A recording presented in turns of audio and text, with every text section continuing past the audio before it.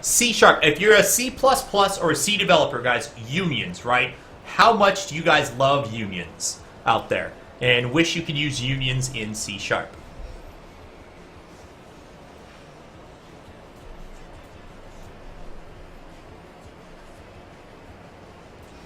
Let's talk about unions, guys. I want to talk about them. Unions, right? Unions. And if you don't know what a union is, go Google it. I'm not gonna describe a union, but I'm gonna show you how you can implement a union in C Sharp or in .NET very, very easily. This has some restrictions, and once I implement it, I will show you guys. If you don't know, if you already don't know, we can create a struct. We'll call it a byte array. Right, and this struct is going to have a public byte, byte 1. Let's create 4 bytes. 2, 3, and 4. Very simple, right? 4 byte, here's an array. That's awesome. And what is also 4 bytes, guys? What is also 4 bytes in C Sharp? Well, an int is 4 bytes, right? So wouldn't it be great if we can map these bytes to this integer without having to do any special magic software, any special code? Let me go back to full screen here for you guys, sorry.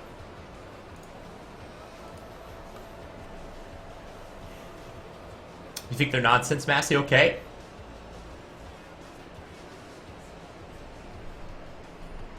Best byte array 2015 coming online, guys. So here's a quick byte array which just maps 4 bytes, right? But also 4 bytes is an integer. Wouldn't it be great if, for whatever reason, I don't know what your reasons would be, I'm just giving you guys the power, you decide how you want to use it. Wouldn't it be great, though, if we can map these bytes onto the same memory address of this integer, right? That's basically a union. Well, we actually can do that in C Sharp. We can actually do that. We want to put an attribute on here. If you don't know what attributes are, please go look up attributes, guys. Attributes are kind of amazing. You should implement your own attributes for all kinds of stuff. I don't see enough attribute usage used in C Sharp, but I would like that. What we're telling this is, here's a struct. I want to tell the compiler and the runtime, I want to explicitly lay out the structure of my struct. And it will say, okay, go for it. So that's on a struct. You can put a struct layout. We can then use field offsets for every field within our struct, right? Now, field offset is the byte offset from the start of the struct array, right? So, well, since these are bytes, we just want byte offset of 0, 1, 2, 3, and 4. And how we bind this into a union is we can also set the int to have a field offset of something that's already been used, right? These are not have to be unique. I can have byte 1 and byte 2 share the same offset, so that anytime I modify byte 1, byte 2 would also get modified for whatever reason. I don't know why you'd want to do that. But here we go, right? We have 4 bytes, which is the size of an integer. We explicitly laying out the offsets. And then we can say this integer should also map into the first address space, the first offset of the struct.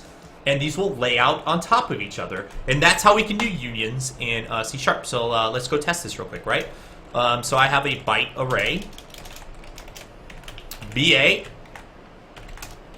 I want to say BA dot byte 1 is equal to 0. Let's use the hex codes here, right?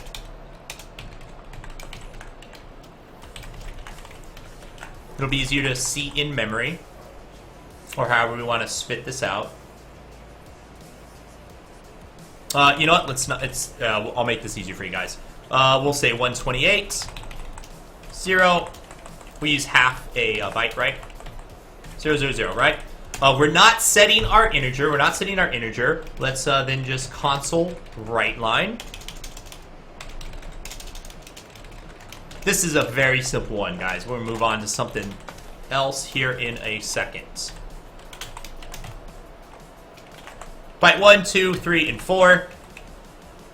Byte 1, 2, oops, 0, 1,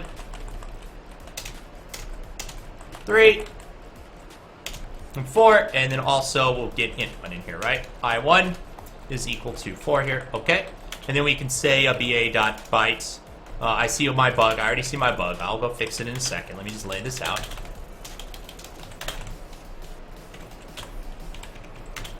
We just want to see what data is going to be in here, right? And ba.int.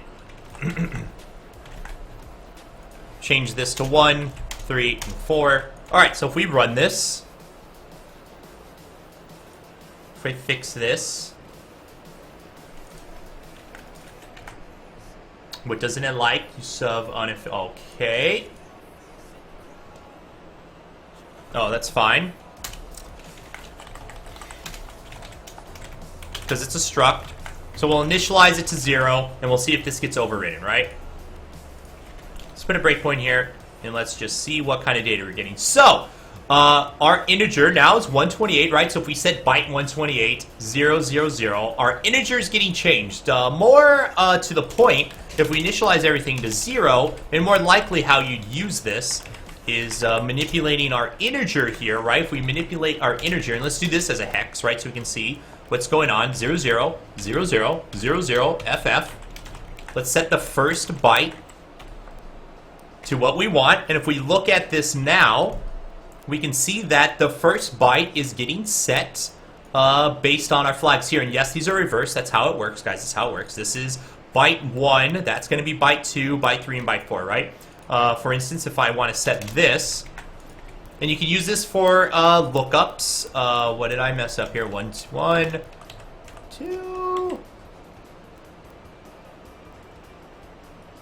Okay, that's right. 2, 3. I can't type today, guys. Let me retype this.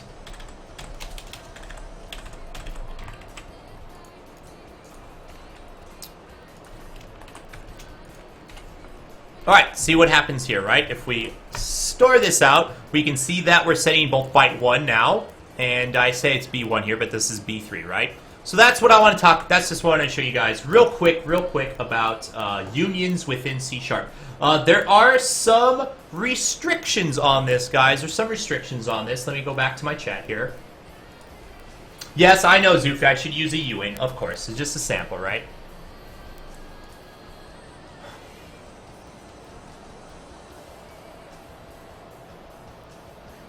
Yeah, what would be the use case in doing this, right?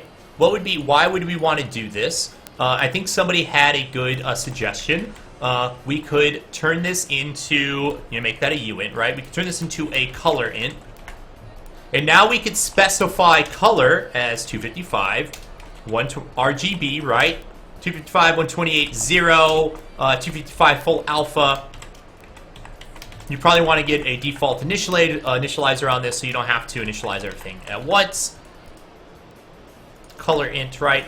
So now by setting some color values explicitly, very easily, it will instantly map into a color uint if you want to store that as a uint somewhere.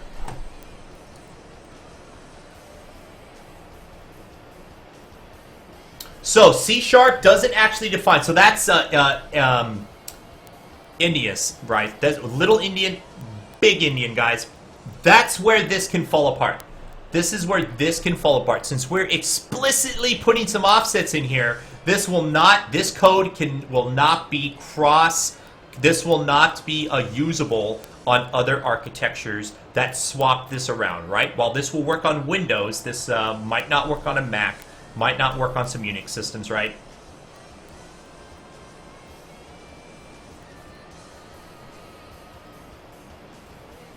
So you got to be very careful. You got to be very careful. While this will work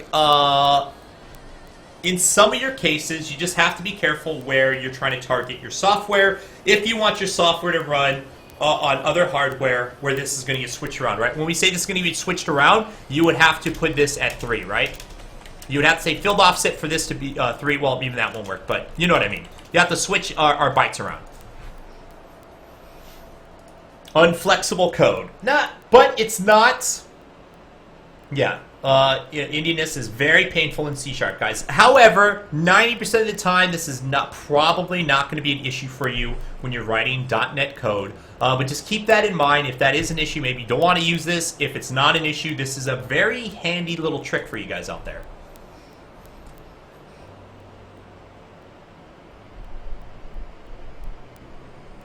Thimblebrit, yeah, you don't want to just take your struct and send it over the network. You always need to correct that data, right, on both ends of the pipe.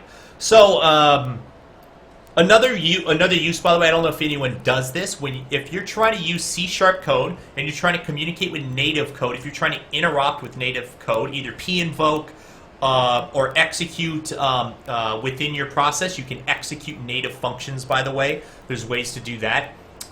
If you're doing that type of stuff, sometimes the struct layout has to be explicit because you're trying to take a C# memory address, a C# struct, and you're trying to push it into the native boundary, and the layout has to be the same, right? So sometimes you got to do this for that as well. Register, C# has a communication layer to native code, yes.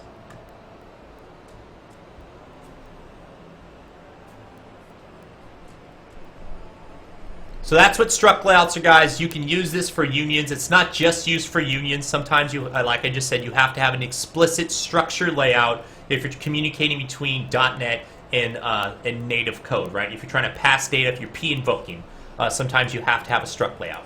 And that's all that's doing. Okay, guys, let's move on to another topic. I just wanted to show that very, very quickly. I think it's kind of a cool little feature. Not used all over the place, though, right? It has some very specific uses. Like everything we're talking about today, guys, some of it has very specific uses, and that's okay. That's all right. What do we want to talk about next? Let's talk about some unsafe code, guys. Let's talk about a little bit of unsafe code and what that means. What does unsafe code mean in C#? Is it really unsafe? Is it not unsafe? I don't know. Let's go find out. Let's go find out. Let me go back to full screen. And let's go write some code to make some stuff happen here, guys. Get rid of our test software. So what does it mean, unsafe code, right? Unsafe code in C#, and we're going to go enable it right now.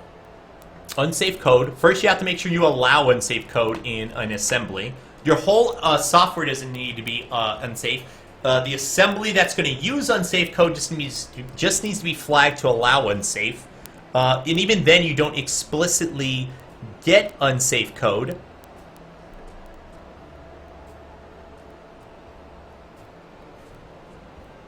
Sometimes you don't explicitly get unsafe code. You still have to tell the compiler explicitly where you want to use unsafe code. But why would you want to use unsafe code? There's for a couple of reasons. First of all, unsafe code gives you pointer access. It's still protected pointer access, though. Just because you're getting a pointer in C# does not mean that you can use that pointer to do buffer overruns or buffer underruns. That stuff is still protected within the sandbox of the .NET runtime, and that's fine. But it does give you some power behind that.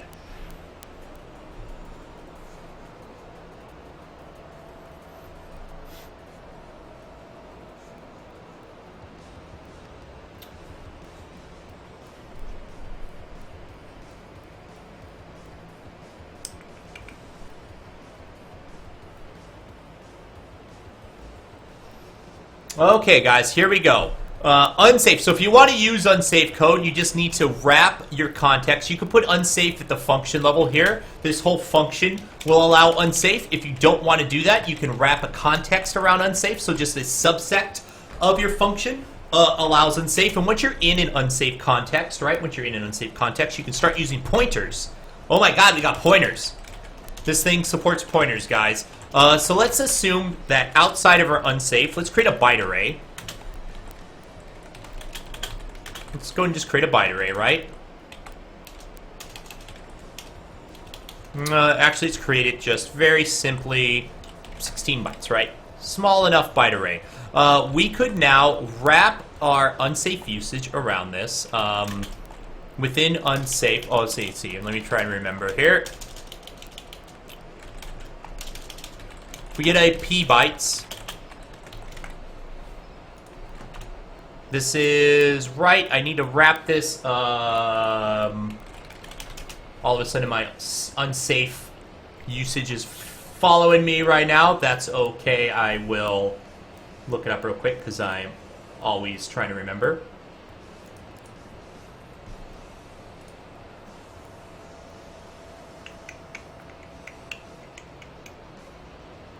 That's right. Sorry. We need to wrap this in a fix, right? So we need to pin this memory, and that's why we use fixed. I'm like, what do I need to fix here? And this becomes a using context in here, right?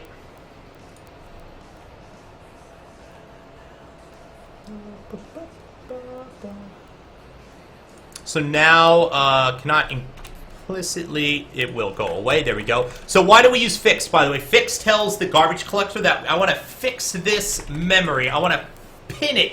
I want to pin it. Do not move this memory around. In the garbage collector, your objects, right, they're not pinned in memory. The garbage collector can actually move the addresses for all this stuff around for optimization purposes as it goes. However, if you want to use unsafe code, for the context in your unsafe code, you have to make sure this memory gets pinned, because now we're using pointers to memory addresses, and those can't be moving while we're trying to use it. Otherwise, we get corrupt data, right? So you need a pin. You need to fix this memory in the garbage collector so it doesn't move it around anymore, just for a brief amount of time so you can do stuff, right? So now that we have a byte array of p bytes, you can continue actually using p bytes just as an array, right? Equals 1.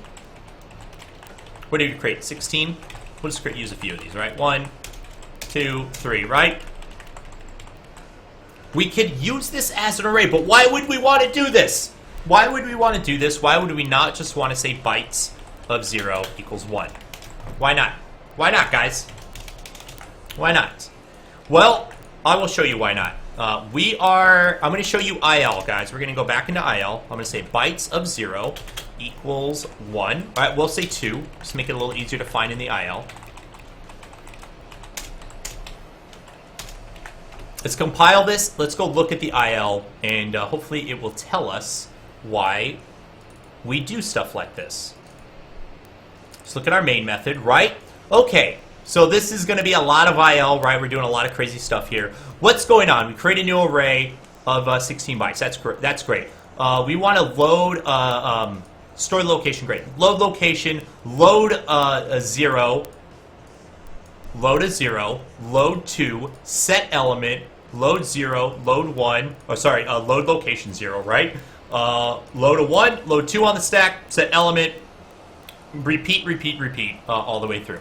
Are we in debug mode? Why do I have no ops in here? Oh, let me fix this. Sorry, guys. Let's take a look at this properly.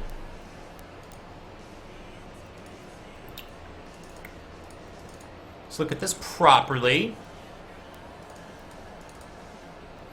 Okay. No ops are gone. Still the same code, by the way. I just want to get rid of those no ops. Dupes, fine, all that's great stuff. Here is where we will load into IL. And the opcodes are going to look a little different, right? So we're using a store element to store the stack 2 into this element of the array, right? Based off this element, store an element. This is store an array element, right? Excellent stuff. How do we do this in the unsafe fashion, right? How do we do this in the unsafe fashion? Well, how we do in the unsafe fashion, if we load we do a std, I forget what the opcode stands for. I always have to go look that up, but that's fine. We do a conversion, and then we just call an add. See how we're just calling an add on here, right? Because we're adding from 0 to 1, because p bytes, and you see there's a bunch of adds going on here, because p bytes is an array now. It's an address location, and that's why the conversions are happening here to integers. We're just adding 1, and I want to add 2. Then we want to store a 1 there. I want to add 3 to our base, right? We add 3 from where p bytes started, and I want to store it. So the IL looks different between the two, and why do we care about that? Well, store location has some safety checks going on, guys. Since this is safe code, what happens if I was to say bytes 25 equals 2? As you can see, the compiler has no idea that bytes 25 is wrong, right? Because the compiler should not know that. Maybe in this case it should know that, but generally the compiler does not know that bytes 25 is wrong. Okay, so let me close this down.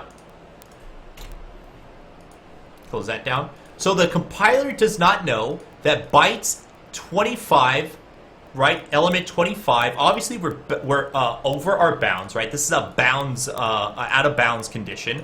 The compiler doesn't know this. The runtime, though, because we're using that store element op call, in that store element op call, it's doing bounds checking every time we set the element of an array. So every time I want to say 2 of 0, 2 into 1, 2 into 2, 2 into 25, it's going to do a check on our array to say, hey, is 25 within the bounds of our array, right? Is it out of bounds, right? Is 25 greater than 16? If it is, it's going to throw an exception, right? And we'll see that right now. Let's run this real quick. Work. What do we get? We get an index out of range exception, right? That's the runtime doing that store element, doing a bounds check on our element here to see that that is not allowed, right? So that's great that it does bounds checking for us, but nothing is for free. We get nothing for free. Nothing's for free, guys, right? So because nothing's for free, that bounds checking has a cost. That bounds checking has a cost. And of course, the bounds checking cost when we're just doing it 5 times right here is nothing. But if we do this bounds checking a lot, and I don't know what your usage is out there, but there are a lot of cases where you're iterating through arrays, right? And this is not even just arrays. Anytime you have some type of array lookup, it's going to do some type of bounds check, especially on base arrays. It's going to have a bounds check on it, and that can be expensive. However, if we write it like this, since this is not a store element op call anymore, we're in unsafe, and that's what it means by unsafe, guys. Unsafe means it's not going to do some of those safety checks for you. It's not going to do that bounds check. So if we try and do p bytes of 25, let's go see what happens when we do this here. Let's get rid of here. Let's put a breakpoint in here. As you can see, no exception. However, it's unsafe. You just corrupted memory somewhere else in your application. You're probably still going to crash, mind you. Not good to do that. It's not good to do that in general. But there was no bounds checking that just happened in our array. There was just no bounds checking, right? Which is awesome, because what if we are iterating through arrays like this? Often, we can get a performance improvement by taking away that bounds check.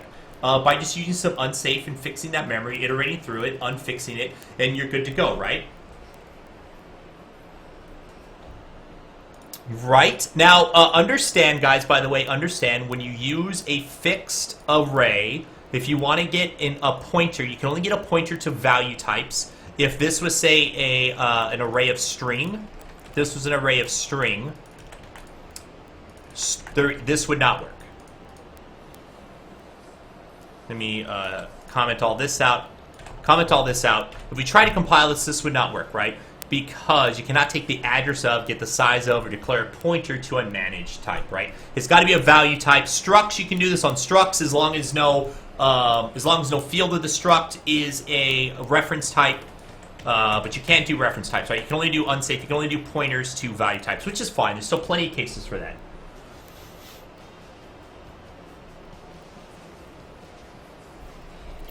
The .NET just does not support unsafe pointers to reference types. It's just how it works. It's just the limitation. That's okay. If you need that, you gotta interrupt into native code, right? If you write C++ CLI, you could do it there. There's a Marshall though that would have to happen across that data barrier, and it can be expensive. But so here's a way. Think we should maybe go test this. Yeah, should we go test this? Let's go see what kind of performance hits bounds checking adds. I don't know, Ages. Let's go find out, my friend. Let's go find out.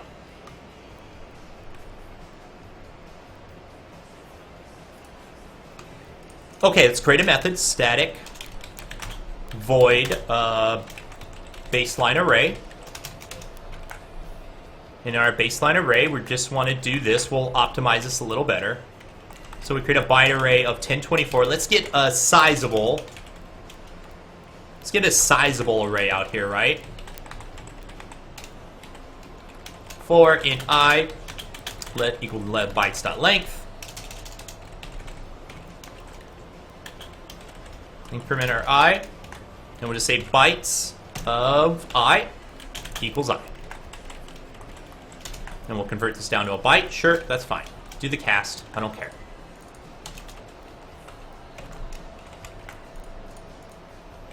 Okay, so there's one method. Let's go run this. We can get rid of you. Let's go make our other method, actually. Let's go make both of these first. Then we'll run them. Unsafe array, right? And we'll wrap this whole thing of static unsafe void. So then we can just do our fixed buffer here.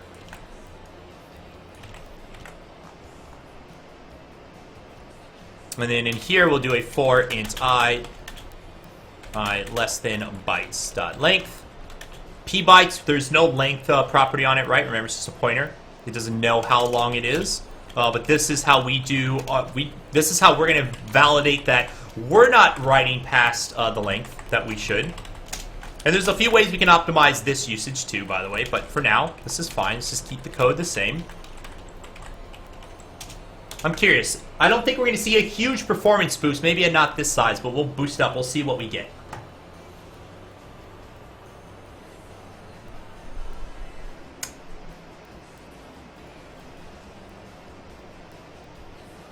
Absolutely, Britt. Always, guys. Don't just blindly use these techniques. These are techniques you can use once you find a performance problem in an area around this, right? Then you go and use something like this. So let's run our measure. Baseline. 5 reps. Create a lambda. I should have kept some of this code around a bit. I've been retyping this a lot. Let's see. 100,000 times, right? And we just want to run baseline array. Just make sure we clean up memory.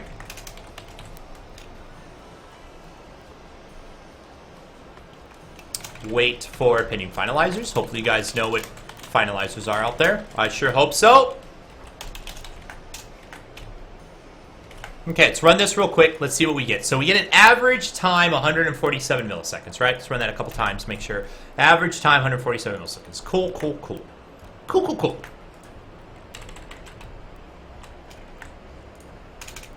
Let's run our unsafe. Let's see, maybe this will even be slower. Who knows, right? Who knows? At some points, things are going to be slower, some things are going to be faster. We just have to go play with that number. But let's find out. So in this case, with this small of a number, and this is important that we check this stuff, unsafe is slightly slower, right? Let's boost up the size of our arrays. And I'm curious if I might refactor this, because garbage collection might be playing a role in here. Let's find out first. We're going to boost this up. It's going to take a little longer to run. And this is why we always measure this stuff, right? And we'll see if it's still longer. I'm going to take the initialization out. Let's do this.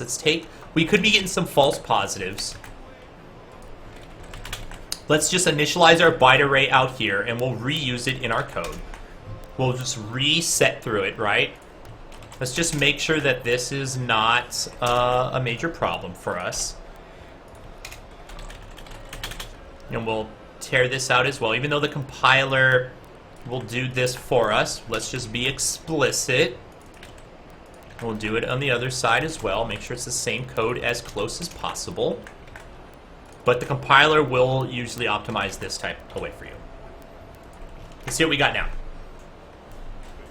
So now we can see unsafe is starting to edge out, right? So moving that byte array out of there, which we don't have a garbage collection happening. Garbage collection can really start poisoning your measurement results. You got to be very careful.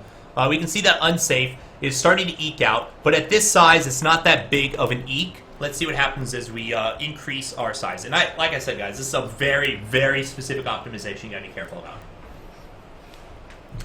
But there's also other things we can do with this, which I will show you in a moment. I just want to show you the performance benefit of possibly using this. It doesn't look like there's a major performance benefit when we're using it in this way. Of course, you can rewrite this slightly, right? We can do p bytes plus I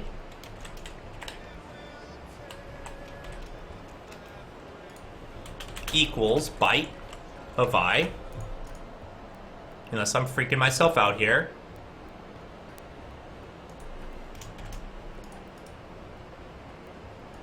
Why is this not working?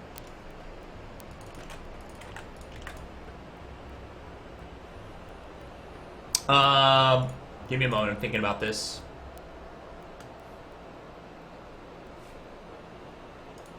We can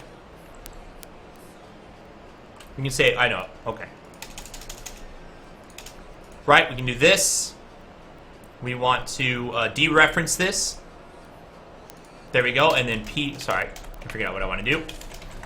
So instead of using an array accessor on it, we can increment, oh, right. We gotta cast it. Sorry. Should be good. So when on the fixed variable, we can't modify the address of this, but if we get a reference to that, we can then play around with this in here, right? So let's see what this does, out of curiosity. Let's see what we got here.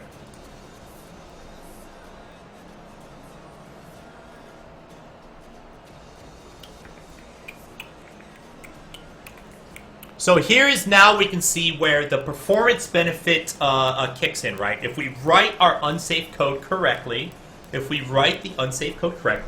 will start to see that there is a performance benefit. And in fact, this is a pretty decent performance benefit.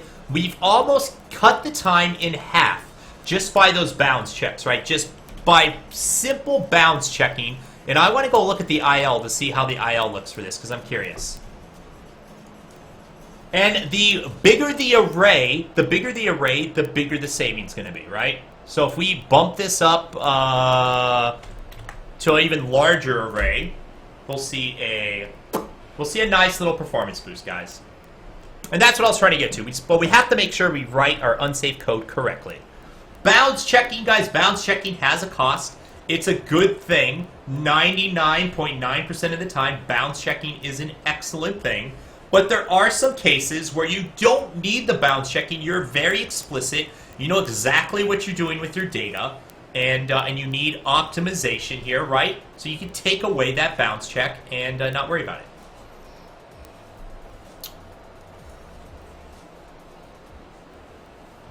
And let's see, guys. This is a really long-running test, right? Really long-running test, which is good for stuff like this. We want to get a really good sample.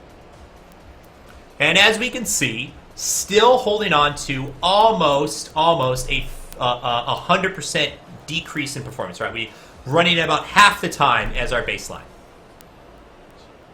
Very nice little optimization. Anyone have any questions on that real quick? And while you ask your questions, I'm going to also show you a few other things we can do with unsafe. I'm not done with unsafe yet, guys. We're just starting to scratch the surface here with unsafe code.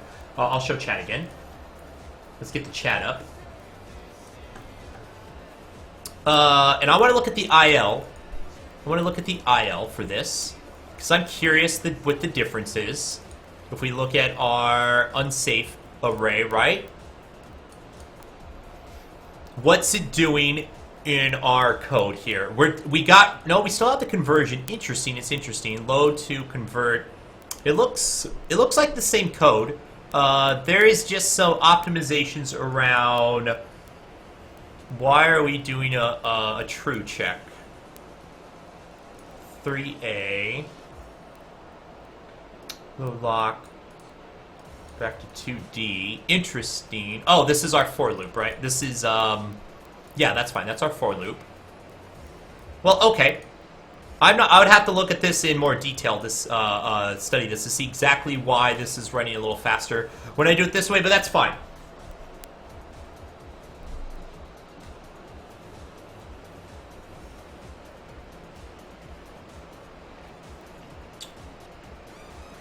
Give us a different kind of indexer that ignores bounds checks, since that about the only use for unsafe code at the moment. That's not the only use, Ragathan. That is not the only use, and I'm about to show you what the other use is for this, right? So here is, here's another way we can think about this, guys. We are, and this is, you can only do this with unsafe, or you could go use my union that we talked about earlier, right? There's two ways you can do this. We have a byte array, right? We have a giant byte array. Let me make sure this is going to be okay. Give me a moment here. Okay, good. We have a giant freaking byte array that we have to iterate through 1 byte at a time. And what if this byte array was storing a 4-byte color, right? Do we really need to iterate through this byte array 1 byte at a time?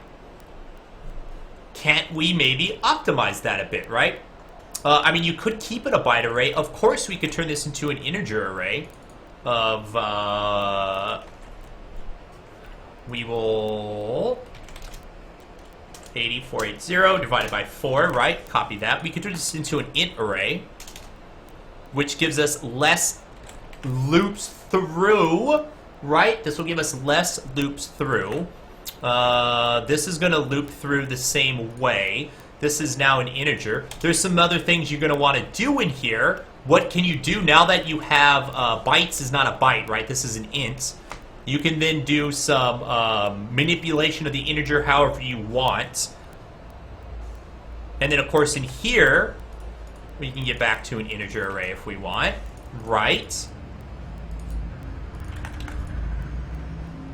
And the great thing is, from an integer, we can cast this whole thing to a byte array. It just gives us more flexibility when we use unsafe, right? Because now we're using pointers. We can do pointer casting without having any type of weird conversion going on, right?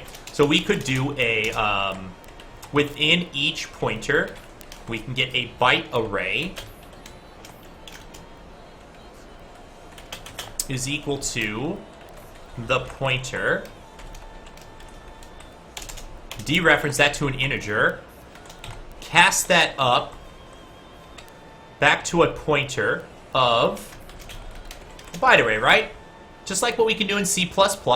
We can convert every integer to a byte array. You can then do what you want on each byte, right? Then we can do b pointer plus 0.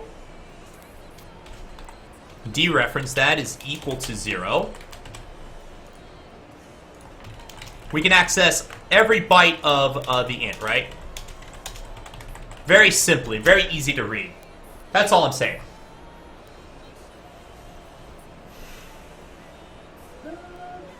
Would this be a Pigeon King? Yep, you could definitely do that. You don't need a... That's one way to do that. You don't need to do that cast back up, though, Pigeon, right? There's all different ways we can mess with this, right? But my point is, using unsafe is not just to get rid of bounds checking, guys. Using unsafe does not just get rid of bounds checking. We can use unsafe to do all types of manipulation of our data. We just got to remember that we can only do this on specific types of data. It has to be value type data. It cannot be a reference type of data.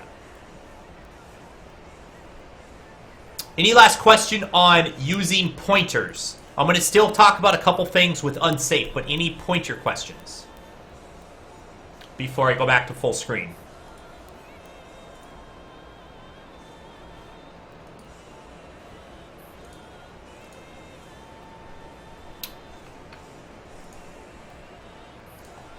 Give it a moment. I'll give it a moment because of delay.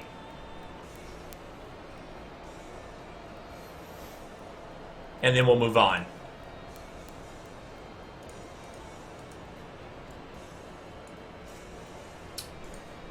Alright, guys, let's move on. Let's do it. Excellent.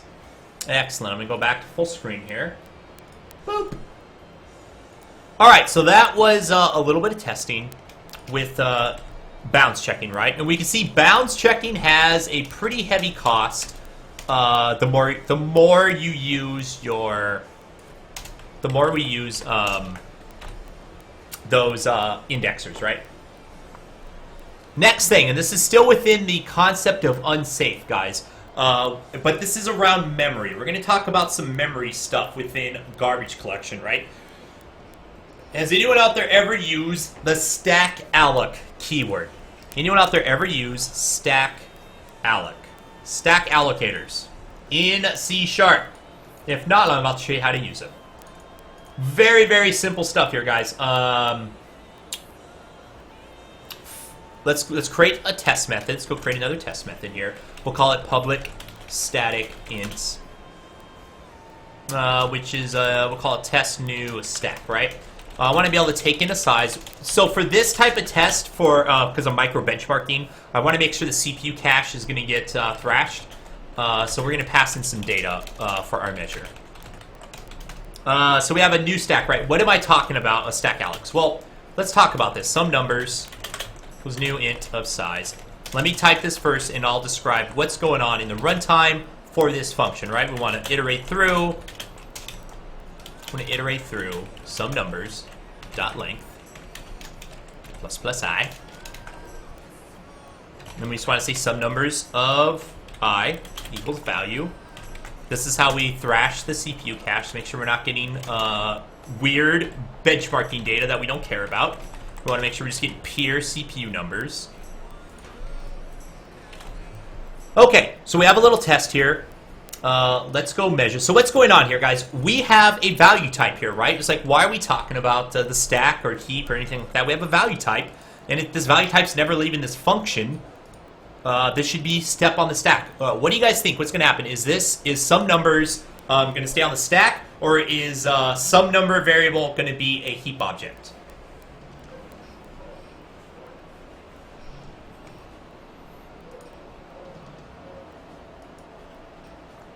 And anyone asking if if the stream will be available offline? Of course, guys, it'll be available as a highlight. It'll be available on Live Coding TV, and it'll be available on my YouTube later today. Don't you worry about that, guys. So, what do you guys think? What's going to happen? Where's some numbers going to live?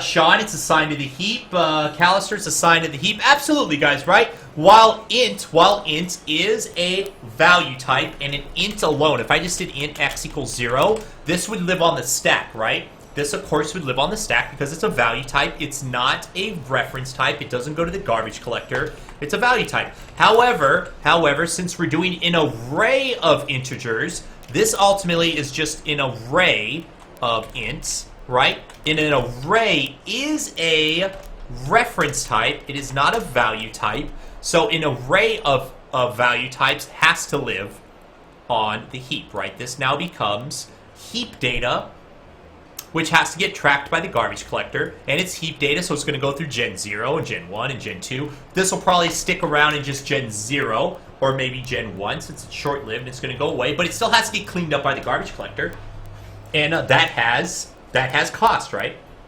That has cost. So let's go run this. Let's go see what that cost is going to be. Let's go see what's going to happen here. Because, you know, we want our baseline, right? Let's get a nice little baseline. Reps, as always, 5, because we like our reps. It's a good number of times to get a good average, I think. We want to do for int I. I should wrap this as its own lambda or its own function, but who cares, right? Let's do this 10,000 times. I like that, 10,000 times. It's a nice round number. Then we want to run our test new stack. We want to pass in this array size. Let's say 50. And we're going to try some different array sizes, guys. And in fact, I'm going to extract int array size equals 50, 1, 2, 3, because we're gonna try a few different test cases. And I'll explain why, because it comes down to memory. And maybe this is something you guys don't know about the garbage collector. We'll get to there. And we just want some random data that I want to pass in. Right, for our value. This is what's going to make sure that our CPU cache stays corrupted for any type of caching, because I don't want to go to the CPU cache. It will, whenever you do micro benchmarking like this, guys, you got to be very careful about CPU cache problems, because you don't want the CPU cache to kick in unless that's what you're benchmarking. but we're not benchmarking that right now. Let's go make sure this runs. Let's see what kind of data we get, right? And I'm going to reduce array size here in a second. I just want to see some data. So on average, 861 milliseconds. Let's just go to 5,000 iterators, right? 40 milliseconds. Okay, we'll start there. We'll start there. So now, this is heap data. Garbage collection is going to happen, right? So let's make sure we get our GC collect in here, GC wait for pending finalizers, GC collect again. Make sure it's a full collection pulse there, okay? Stack allocate, guys. Stack allocate. I'm just going to copy this function. We're going to call this stack test stack. What do I call this? Test alloc stack. It's fine. Whatever we want to make this, right? So what can we do? How can we maybe fix this? Because if we notice, we have an int array. This int array is not going anywhere for whatever reason. Why always have a function? This is I can't even think of my words today, guys. You know, it's a fake test. It's a fake test. But there are plenty of use cases where I need to initialize some data set. I need to work through something, and then we're going to get rid of that data set. We don't need it anymore. It's just some temp data, temp storage that we need. There's all different ways we can use that. But we can make this unsafe. We love unsafe because unsafe gives us pointers, and along with having pointers, we can now also use a very awesome keyword called stack alloc of int of size. So you can replace new. You can replace the new keyword with stack alloc, and instead of it returning an array, it will return you a pointer, right, like we've used before. And it'll return you a pointer like we've used before. Obviously, now we can't use length here, by the way, because this is not an array now. This is not an array. This is just a set of numbers. But now that this is a pointer, oh, I'm sorry, first of all, stack alloc, it's going to initialize this array on the stack. It's going to bypass garbage collection. It's going to bypass the heap. We're going to allocate this array of integers on the stack. Now, because it's on the stack, we can, again, only do this for value types or structs of all value types. You cannot do this for reference types, right? Because, again, you can't even get a pointer to a reference type. It doesn't work like that. So as long as you're within those bounds, you can do this. And now we're going to get an array that bypasses garbage collection. It's going to be on the stack. You got to be careful, though. Remember, by default, .NET threads, the .NET default stack size is 2 megabytes. Careful what sizes you're using if you use this. You can override that, by the way. You can have a bigger stack size or for your threads or for your main thread if you want. But you got to be careful with that stuff.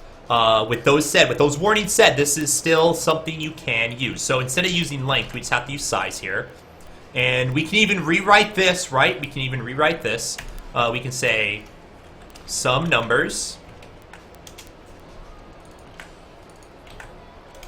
plus I, dereference that, is equal to value. Not only are we using a stack allocator, but now since this is unsafe, we're also getting around bounds checking, right?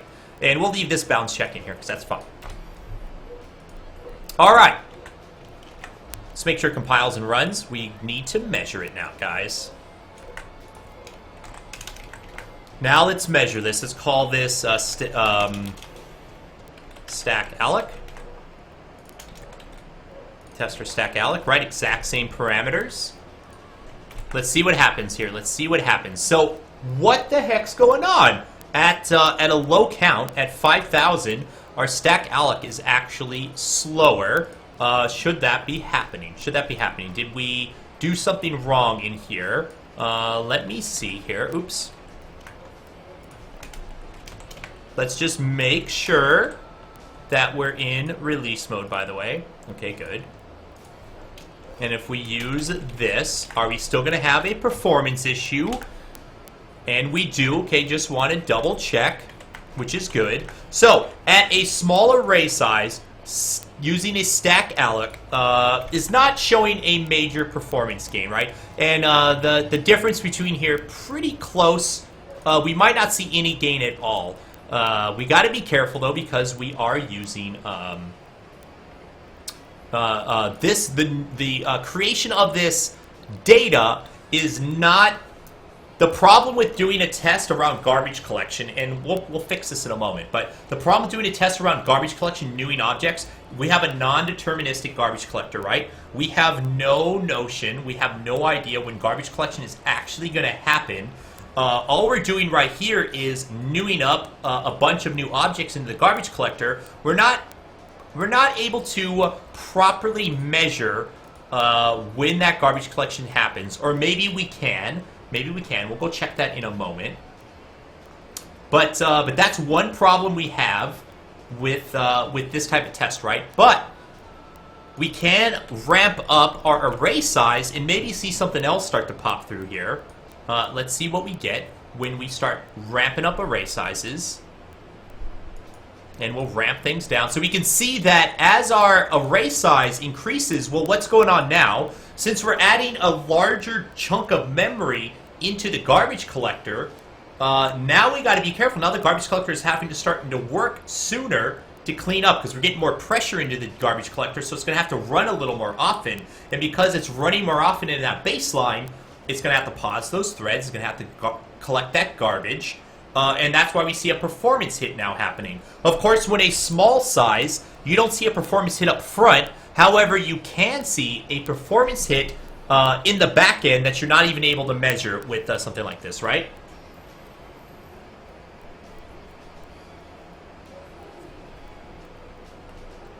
Now, of course, if we... that was a large test, right? What if we kind of cut that down? It was about 16,000 integers. Again, we're still seeing about the same performance, maybe a little rougher. What about 24,000?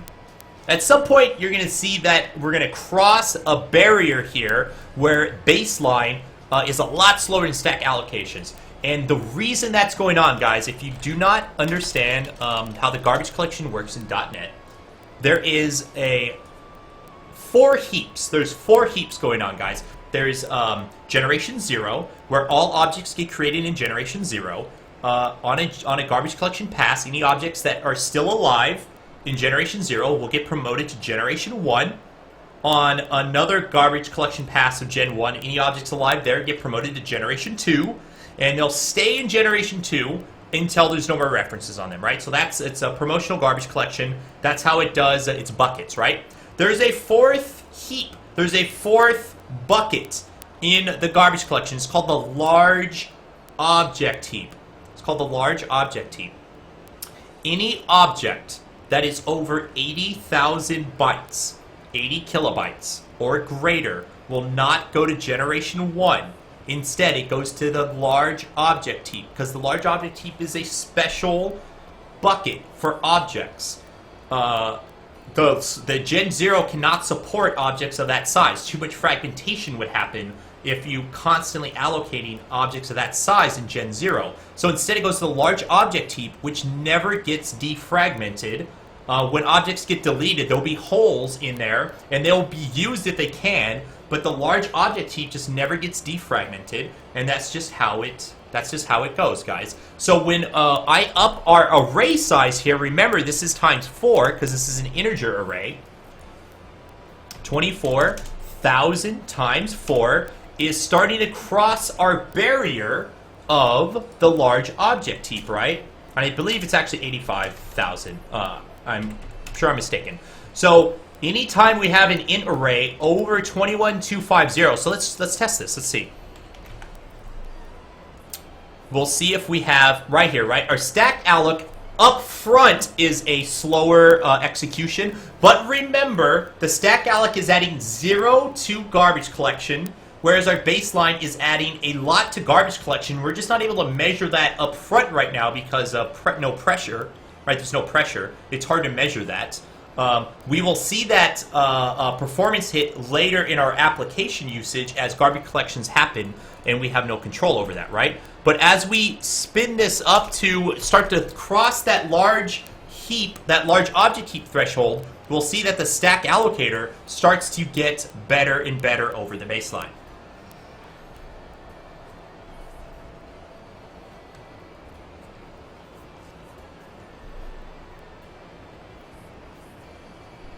I need a calculator button. Yes, Sterling.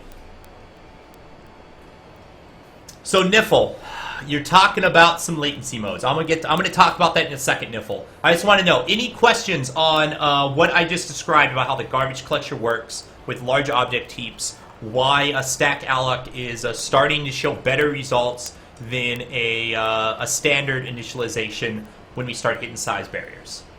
And let me show chat. Let me get my chat up here, guys.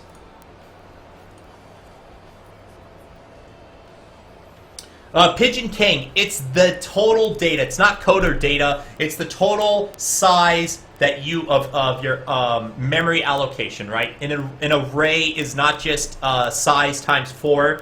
An array has some extra size at the beginning of the array to store the size of the array and stuff like that. Unsafe is thread safe, yes. Yeah, well, it's no more thread safe or unthread safe than standard usage. Hey, Jazz. All garbage collection in .NET is always non-deterministic. There are hints you can give to garbage collection. The garbage collection has an API. You can give it some type of hints, but you can never fully control the garbage collection. It is always non-deterministic. On and on, yes. And I'm going to talk about that right now, guys, but I'm curious if anyone has any questions about exactly what I'm showing right here. Let me check all my chat, sorry. For fair play change in test new stack for loop subnumbers length to size. Sure. I will do this for fair play. Understand, though, guys, understand what I'm changing right here is not really needed. The compiler will take that length variable and store it in here. But absolutely, for fair play, I will absolutely do that.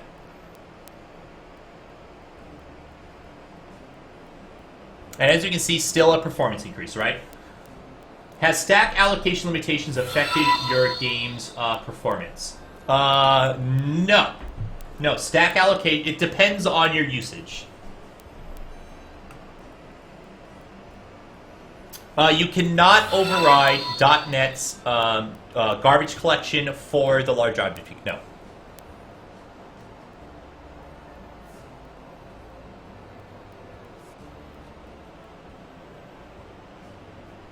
How can a computer do something non-deterministic? Frank, it's not that the computer is doing something non-deterministic, it's your software. The garbage collection is non-deterministic in the sense that you, as a programmer, have no control. You cannot determine when your objects will get released from memory, right? You cannot determine when the garbage collection will delete your object.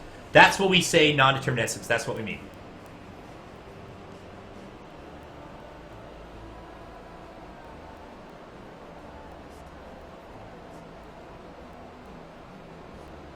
It's a different type of stream today, Ducky. We'll do some at the end of the stream, though. Okay. Let's talk about a couple other things. So, somebody asked in chat about latency modes.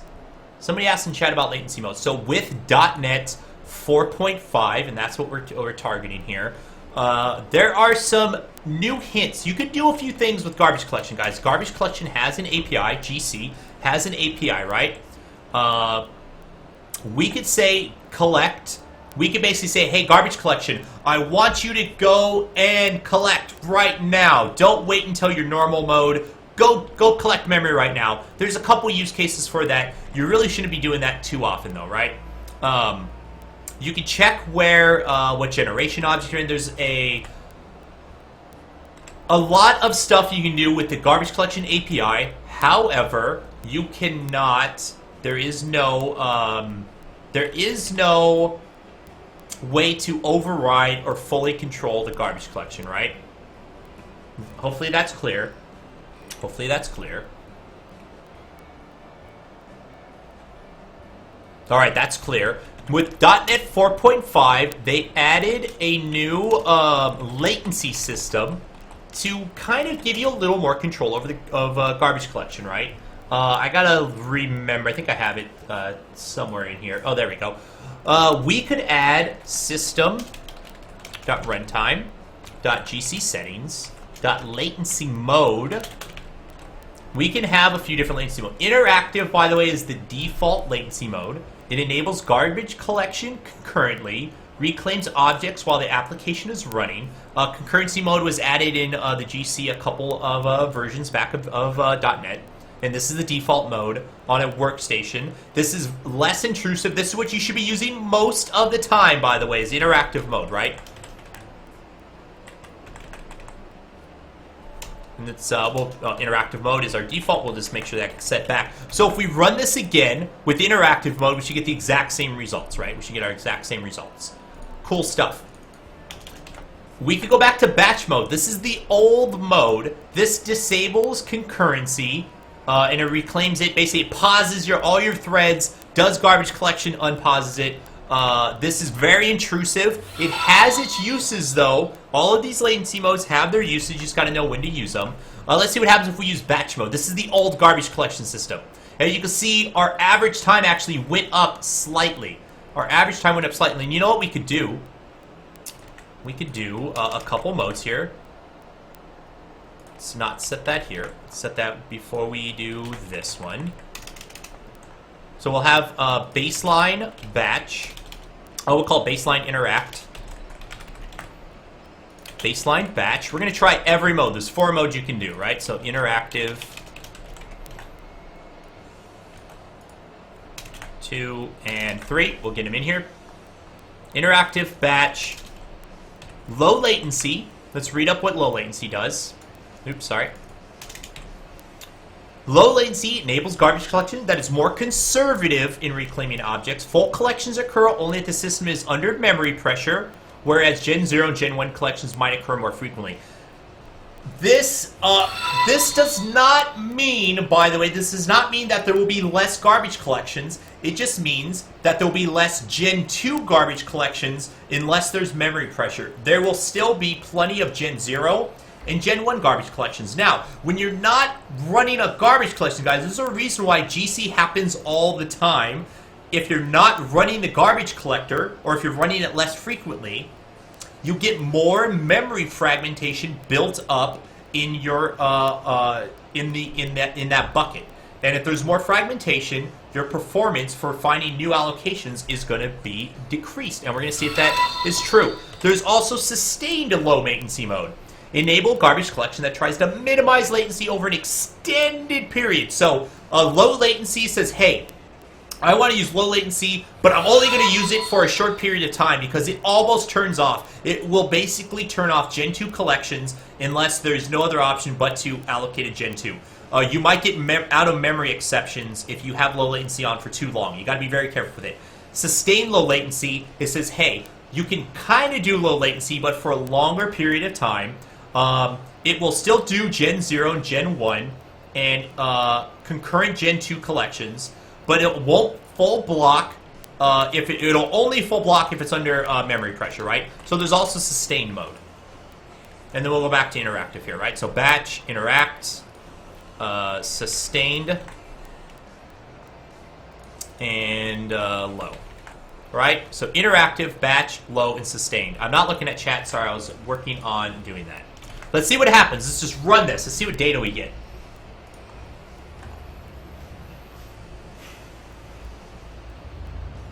Uh-oh. Uh-oh! And as I said, if you're not careful, you're going to have an out-of-memory exception, right? So interactive ran, batch ran, and batch is a little slower than interactive. That makes a lot of sense. Let me catch up on chat here, and we'll go fix this.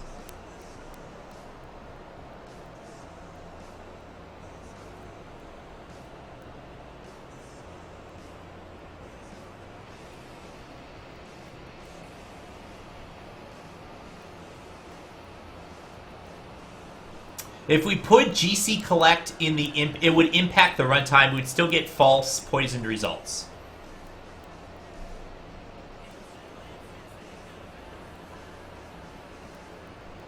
But anyway, let's go fix this, right? And the only way to fix this is we have to reduce the size of our object, right? We literally just ran out of memory in generation, right? And that was under low latency, right? Because we turn off all, it's not really turning off all, but it's for the most part turning garbage collection almost completely off. It's not able to collect anything. It's not able to defrag anything. We get a lot of problems here. But now let's look at our results, guys. Oh my God, our results are in, right? Interactive, good results. Batch, slightly worse, as expected. Sustained, by the way, is better than batch, but not as good as interactive. Well, what the heck's going on here? I thought we could turn off the GC and get some performance improvements. That's not what this is for, guys. You do not use latency modes to get performance around this. Very special use cases to use latency mode. You should almost never use them, is my suggestion. Never, ever set a latency mode. You will probably hurt your performance. And in fact, when we use low latency, it's the worst performance out of the bunch. This is basically saying, hey, .NET, don't do any garbage collection. And for that, you get worse performance, right? And the reason you're getting worse performance is because in our low latency mode, we're doing a ton of object allocations. You only want to use low latency mode, guys, or sustained low latency mode. You only want to use these two in small blocks of code where you're not doing any allocations. You're just doing hardcore processing, right? If you're doing extreme processing, you're not doing any allocations, you can use low latency mode or sustained low latency mode to prevent that processing from being interrupted. And we could probably do a test for this right now while that's because of garbage collection, right?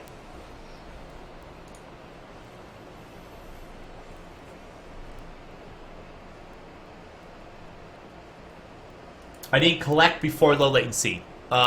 We can put in a collect. We actually do have... Okay, let me add a collect. We'll add it, sure. It's still going to give us the same results, though. So interact has one, low latency. Sure, we'll rerun. We'll probably get the same results, though. As we can see, pretty much the exact same results, right? Sustained, low. All right, so low now is slightly better, which is okay. But the use case for, let me rerun this, right? Use case, so now we're getting about average results. And as we start increasing this without crashing, we gotta be very careful. Okay, good. So now we're seeing a low have slightly better results, which is good, It's still not as good as a stack allocation. However, you can definitely get good performance out of using the low latency modes if you know what you're doing, but only make sure you're using this, guys, if you're not allocating memory.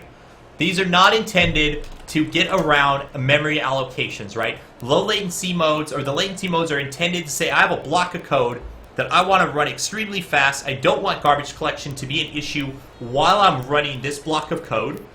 So let's turn off garbage collection. If you're doing game development, you can consider turning latency modes on into like low latency on when you're in your render step, possibly, right? So in that very short burst of time, you're doing your render step, which should be 1 millisecond, 5 milliseconds, 2 milliseconds long, whatever it is. Low latency mode is good there, and then make sure you turn it on and off right around that.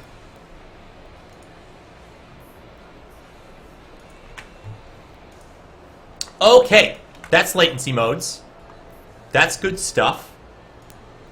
We talked about stack allocations, right? Stack allocations have some good uses.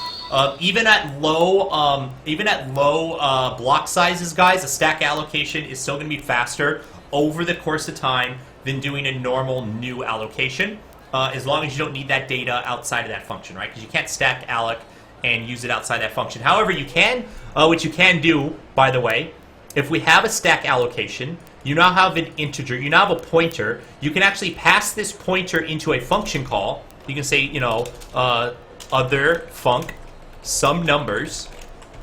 You can pass this in to another function to use your integer, use your stack allocated data, because we're in our stack, right? We are still in the context on our stack frame. We still have this data. We can pass it around as long as you realize as soon as you exit out of this context that this is going to go away. So don't ever store this pointer anywhere, but you can create this pointer as a stack alloc. You can pass it around to other functions and other classes. You can operate on it. That's awesome. just remember that it's going to go away as soon as you lose state, as soon as you lose your context here.